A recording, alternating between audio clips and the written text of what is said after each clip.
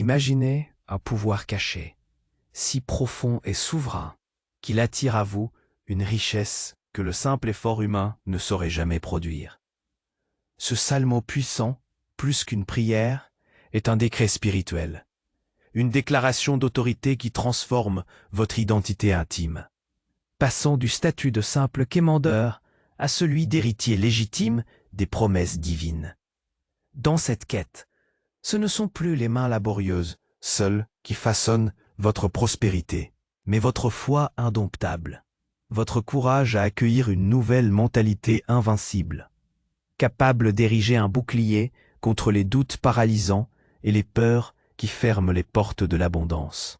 En récitant ce salmo avec une foi ardente et une conviction renouvelée, vous déclarez la guerre spirituelle aux forces qui retiennent vos finances, invoquant une intervention divine qui ne tarde jamais à ouvrir les cieux du crédit et des bénédictions, avec une puissance presque immédiate. Plus qu'un simple retour à l'équilibre, ce processus promet la restitution et la multiplication des ressources perdues, témoignant de l'alliance sacrée entre confiance en Dieu et paroles répétées. Véritable clé pour ancrer ces promesses dans la réalité invisible. Cette transformation dépasse la simple prière. C'est un pacte renouvelé avec le divin. Un éveil intérieur qui console, fortifie et fait éclore la promesse d'une vie financière florissante. Si vous êtes prêt à franchir ce seuil, à embrasser votre autorité spirituelle et à découvrir comment ce salmo peut changer votre destin, alors abonnez-vous et engageons ensemble ce chemin de foi active, où les mots deviennent pouvoir et la prière une armure invincible. Si ce que nous explorons a du sens pour vous jusqu'à présent, je vous invite à aimer cette vidéo et à la partager avec quelqu'un qui, à votre avis, a désespérément besoin d'entendre ce message d'espoir et de transformation. Votre soutien nous aide à propager cette lumière dans un monde qui en a tant besoin. Nous avons posé les bases d'une vérité profonde. Le salmo que nous abordons n'est pas une simple formule, mais une clé, un puissant décret spirituel qui vous élève de la condition de quémandeur à celle d'héritier légitime. Ce changement de perspective est radical et fondamental, car il ne s'agit plus de mendier des miettes à l'univers, mais de revendiquer ce qui vous a été divinement promis, ce qui vous appartient de droit en tant qu'enfant de la source de toute abondance. Mais comment cette transformation s'ancre-t-elle dans le quotidien? Comment passons-nous de la compréhension intellectuelle de cette promesse à son incarnation vivante dans notre réalité moderne, souvent chaotique et imprévisible? La première étape, et peut-être la plus exigeante, est l'ancrage d'une nouvelle mentalité invincible. Dans notre société actuelle, nous sommes constamment bombardés de messages de manque, de compétition et de peur. Les fils d'actualité défilent avec des crises économiques, des bilans financiers anxiogènes, des comparaisons sociales qui minent notre estime de soi et notre sentiment de valeur. Nous grandissons en croyant que la prospérité est une ressource limitée, réservée à quelques élus, et que pour l'obtenir, il faut lutter sans cesse, souvent au détriment de notre paix intérieure et de nos valeurs. Cette mentalité de pénurie est un virus silencieux qui infecte nos pensées, nos paroles et finalement nos actions. Elle nous fait douter de notre propre capacité à créer la richesse, nous persuade que les opportunités sont rares et que nous ne sommes pas assez bons, pas assez intelligents, pas assez connectés pour les saisir. Le salmo, en tant que décret spirituel, vient démanteler ces constructions mentales. Il nous invite à un acte de courage quotidien, celui de choisir la foi plutôt que la peur. Mais qu'est-ce que cela signifie concrètement? Cela ne signifie pas ignorer les défis ou vivre dans un déni aveugle des réalités économiques. Au contraire, cela signifie regarder ces réalités en face, non pas avec panique, mais avec la conviction inébranlable qu'il existe une puissance supérieure capable de transcender ces obstacles. C'est le courage de refuser de se laisser définir par un relevé bancaire, une pile de factures ou un échec passé.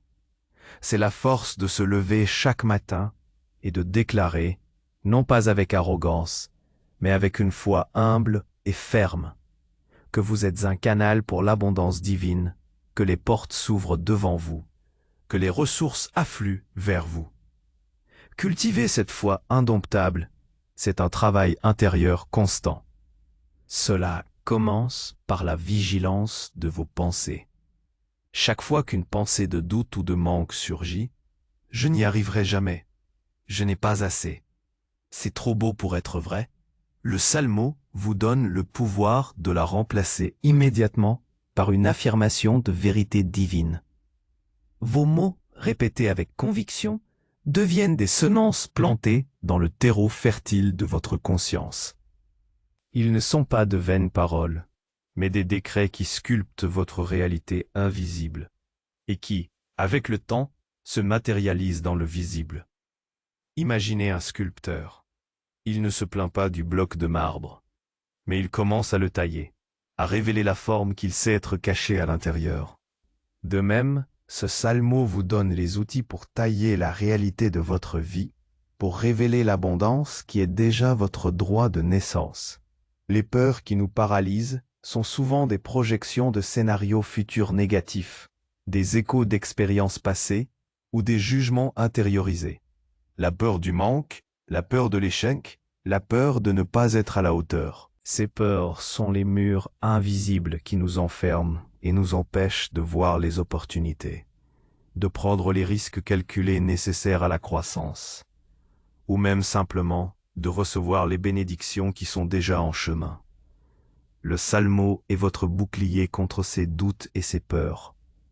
En le récitant, vous ne récitez pas seulement des mots. Vous engagez une force spirituelle qui désamorce ces énergies négatives. Vous déclarez que ces peurs n'ont plus d'autorité sur vous, que la lumière divine est plus forte que toute ombre. C'est un acte de souveraineté personnelle, une reprise de votre pouvoir intérieur, qui vous permet de naviguer dans les incertitudes de la vie moderne avec une sérénité et une confiance inébranlables. C'est ainsi que vous accueillez une mentalité invincible, non pas en prétendant que les problèmes n'existent pas, mais en sachant que vous êtes armé d'une force qui les surpasse tous.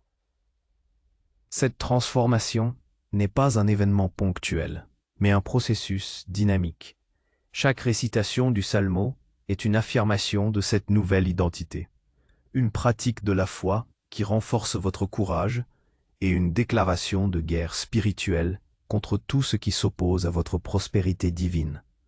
Nous parlons de guerre spirituelle, non pas dans le sens d'un conflit violent ou agressif, mais dans celui d'un engagement ferme et résolu à défendre et à affirmer votre vérité spirituelle. Les forces qui retiennent vos finances ne sont pas toujours des entités obscures, mais peuvent aussi être des croyances limitantes, des habitudes de dépenses impulsives, des dettes accumulées par manque de sagesse, ou simplement l'inertie et le désespoir qui nous font abandonner avant même d'avoir commencé. Déclarer la guerre spirituelle, c'est d'abord faire la paix avec soi-même et avec son passé financier. C'est pardonner les erreurs, lâcher prise des regrets et se concentrer sur le présent et le potentiel futur. Ensuite, c'est un engagement actif. Lorsque vous récitez le Salmo, vous ne demandez pas simplement, vous ordonnez. Vous activez des lois spirituelles qui régissent l'univers, déclenchant une série d'événements invisibles qui se manifestent dans le visible. C'est une prière qui n'est pas un soupir d'impuissance, mais un cri d'autorité, une reconnaissance de votre lien intrinsèque avec la source illimitée. L'intervention divine que nous invoquons à travers ce Salmo n'est pas toujours spectaculaire ou surnaturelle au sens classique du terme. Certes, des miracles peuvent se produire, des sommes inattendues peuvent apparaître, des opportunités peuvent surgir de nulle part. Mais plus souvent, l'intervention divine se manifeste de manière subtile, intégrée à notre quotidien. Elle peut se présenter sous la forme d'une idée créative qui vous traverse l'esprit et qui débloque une situation professionnelle. Elle peut être une rencontre fortuite avec la personne qui détient la clé de votre prochaine étape financière. Elle peut se manifester par une clarté soudaine qui vous permet de prendre une décision financière judicieuse, évitant une perte ou maximisant un gain. Pensez-y comme à un GPS spirituel qui vous redirige vers les chemins les plus prospères, même lorsque vous ne voyez pas la carte entière. Cette ouverture des cieux, du crédit et des bénédictions n'est pas nécessairement liée au système bancaire traditionnel, bien qu'elle puisse aussi les influencer en votre faveur. Il s'agit plutôt d'une ouverture à un flux d'approvisionnement universel, une reconnaissance que les ressources ne sont pas limitées aux sources visibles que nous connaissons.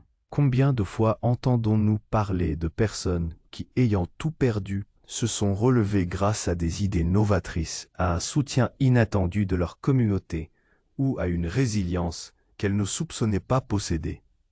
Ces histoires sont des témoignages de l'ouverture de ces cieux. Le Salmo agit comme un aimant, attirant à vous non seulement l'argent, mais aussi les ressources, les informations, les personnes et les circonstances nécessaires à votre épanouissement financier. C'est une invitation à la synchronicité, un alignement avec le plan divin de prospérité pour votre... Le principe de restitution et de multiplication est au cœur de cette promesse. La vie est parfois injuste, nous perdons des choses, des opportunités, du temps, de l'argent. Que ce soit à cause de mauvaises décisions, de circonstances indépendantes de notre volonté ou d'injustices subies. La douleur de la perte peut être profonde. Ce salmo ne promet pas seulement de réparer les dégâts, mais de dépasser la simple réparation. La restitution n'est pas un simple retour à l'équilibre, mais un rétablissement qui va au-delà, une compensation divine.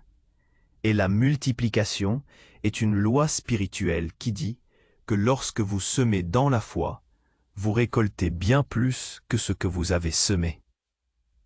Cela signifie que non seulement ce qui a été perdu vous sera rendu, mais que cela vous reviendra en quantité amplifiée, transformée, améliorée. Comment cela se traduit-il? Imaginez que vous ayez perdu une somme d'argent importante. La restitution pourrait être une opportunité d'emploi bien meilleure que celle que vous aviez auparavant, ou un investissement qui fructifie de manière exponentielle, ou même la découverte d'un talent caché qui génère des revenus inattendus. La multiplication, elle, transcende la valeur monétaire pour englober la sagesse acquise, la force de caractère développée, les leçons apprises qui vous empêchent de répéter les mêmes erreurs. C'est une abondance qui nourrit non seulement votre compte en banque, mais aussi votre esprit et votre âme.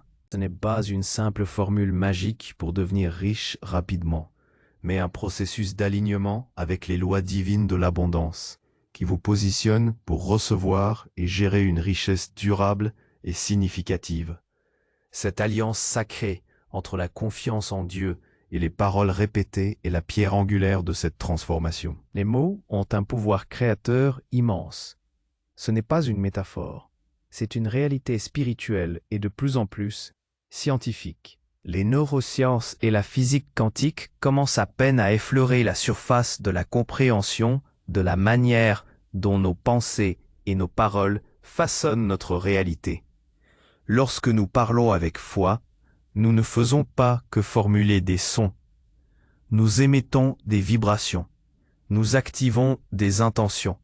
Nous donnons corps à des idées qui autrement resteraient des rêves inactifs. Vos paroles sont les briques avec lesquelles vous construisez votre avenir financier. Répétez le salmo avec foi. C'est comme planter des graines précieuses dans votre jardin intérieur. Chaque répétition est un acte de foi. Une goutte d'eau, un rayon de soleil pour ces graines. Au début, vous ne voyez rien. Mais en dessous de la surface, un travail profond s'opère. Vos croyances sont réalignées. Votre subconscient est reprogrammé. Et les portes de la perception s'ouvrent à de nouvelles possibilités. Cette cohérence dans la déclaration n'est pas une formalité, mais une nécessité. Elle ancre ses promesses dans la réalité invisible, les transférant du domaine de l'espoir passif à celui de l'attente active et confiante. Vous cessez d'être un observateur passif de votre vie et devenez le co-créateur conscient de votre destin financier. La transformation que nous évoquons dépasse largement la simple prière pour l'argent.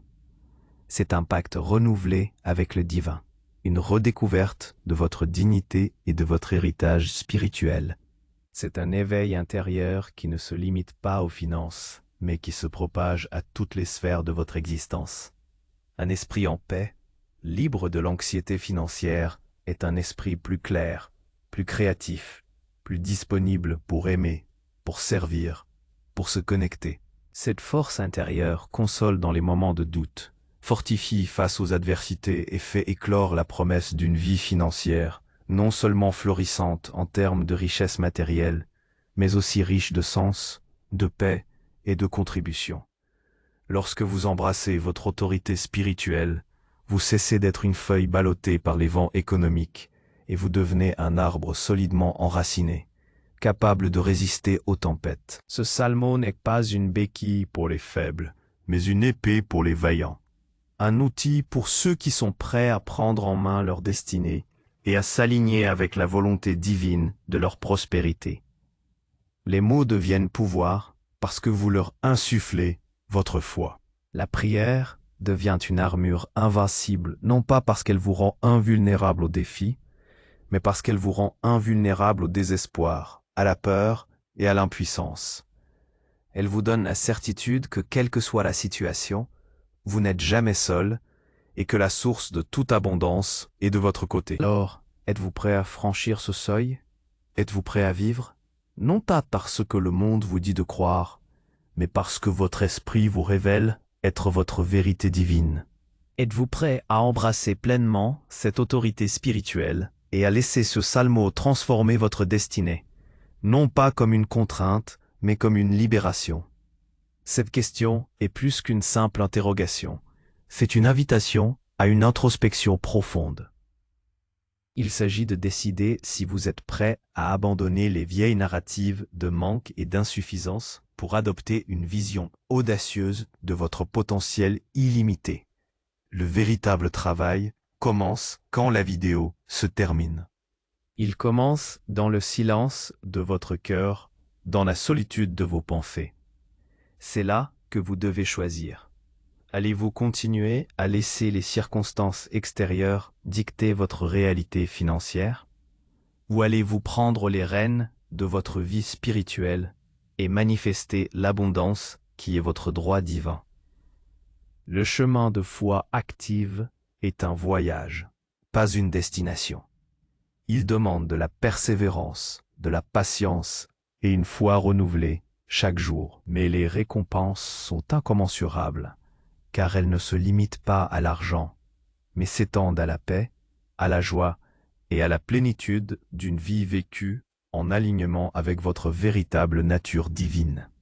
Alors, quelle est la graine que vous êtes prêt à planter aujourd'hui dans le jardin de votre âme, celle qui, nourrie par ce salmo et votre foi, germera en une récolte abondante et transformera non seulement votre vie, mais aussi celle de ceux qui vous entourent. Je vous invite à la semer dès maintenant, avec une intention pure et un cœur ouvert.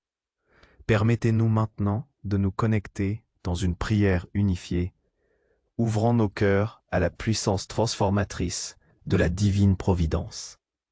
Prions ensemble. Père céleste, source de toute vie et de toute abondance, nous venons à toi avec un cœur humble et une foi inébranlable. Nous reconnaissons que tu es le pourvoyeur de toutes nos richesses, visibles et invisibles. Nous te remercions pour ton amour inconditionnel et pour les promesses d'abondance que tu as faites à tes enfants. Nous te demandons pardon pour nos doutes, nos peurs et toutes les croyances limitantes qui nous ont empêchés de vivre pleinement la prospérité que tu as conçue pour nous. Nous choisissons aujourd'hui de libérer ces fardeaux et de nous aligner avec ta volonté divine. Nous déclarons maintenant, avec une conviction profonde, que nous sommes tes héritiers légitimes. Nous activons la puissance de ce salmo et de nos paroles. non pas pour la richesse égoïste, mais pour la liberté, la capacité de servir et la paix que la prospérité véritable apporte. Nous décrétons que toutes les portes du manque sont fermées et que toutes les portes de l'abondance divine s'ouvrent devant nous. Nous demandons que toute perte nous soit restituée et multipliée, que toute dette soit annulée, que toute opportunité manquée se transforme en de nouvelles voies florissantes. Nous demandons la sagesse pour gérer nos ressources, le discernement pour saisir les opportunités et le courage d'agir en alignement avec tes plans. Que ta lumière dissipe toute obscurité financière, que ta paix apaise toute anxiété et que ta grâce nous enveloppe de ton approvisionnement illimité. Nous recevons maintenant ta bénédiction avec gratitude et nous nous engageons à être de bons intendants de tout ce que tu nous confies. Nous prions tout cela avec la certitude que tu nous entends et que tu agis déjà en notre faveur. Psaume 23. Le Seigneur est mon berger. L'Éternel est mon berger. Je ne manquerai de rien. Il me fait reposer dans de verts pâturages. Il me dirige près des eaux paisibles. Il restaure mon âme. Il me conduit dans les sentiers de la justice, à cause de son nom. Quand je marche dans la vallée de l'ombre de la mort, je ne crains aucun mal, car tu es avec moi. Ta houlette et ton bâton me rassurent. Tu dresses devant moi une table, en face de mes adversaires. Tu oins d'huile ma tête, et ma coupe déborde. Oui, le bonheur et la grâce m'accompagneront tous les jours de ma vie. Et j'habiterai dans la maison de l'Éternel jusqu'à la fin de mes jours. Amen. Si cette prière a touché votre cœur et que vous croyez en son pouvoir, n'oubliez pas d'aimer cette vidéo et de laisser un commentaire ci-dessous pour partager vos propres intentions ou votre témoignage. Votre participation est une source d'inspiration pour toute notre communauté.